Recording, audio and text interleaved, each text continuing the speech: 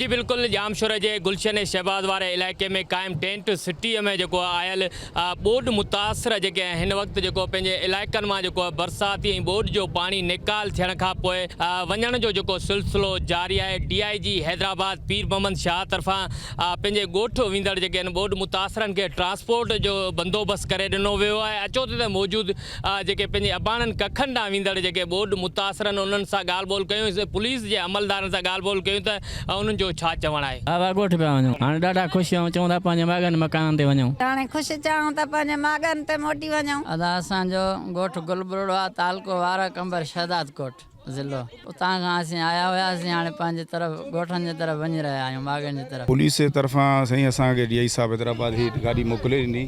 असां हिन जी list already manage करे चुका आहियूं। तक़रीबन 3-3.5 माण्हुनि जी असां लिस्ट ठाहे चुका आहियूं जेके वञण वारा आहिनि, जंहिंमें हिन जो लिस्ट में नालो ॾिठोसीं वॾे में वॾी फैमिलीज़ जेका आहिनि। ही हिननि वटि माल तव्हां पाण ॾिठो आहे त काफ़ी आहे। त साहब गाॾी मोकिलींदी साहब जो आहे लिस्ट खां स्टार्ट करे ही पहिरीं गाॾी असां अॼु कढी आहे।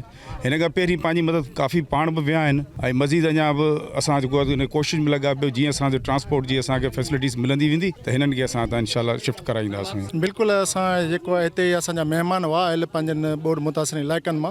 असां जेतिरो असांखां पुॼी सघो DIG पीर मोहम्मद शाह हैदराबाद उन्हनि ऐं ॿियो डिवीज़न इंतज़ामिया तरफ़ां उन्हनि जी हर सार लधी वई। मेडिकल कैंप्स, मिठे पाणी जो ऐं ॿियो हर सहूलियत हिते ॾिनी वई। हाणे जॾहिं वापसि वञनि पिया पंहिंजे ॻोठ, त असां उन्हनि लाइ कोशिशि कयूं पिया त उन्हनि खे ट्रांसपोर्ट जो बि इंतज़ाम करे ॾियूं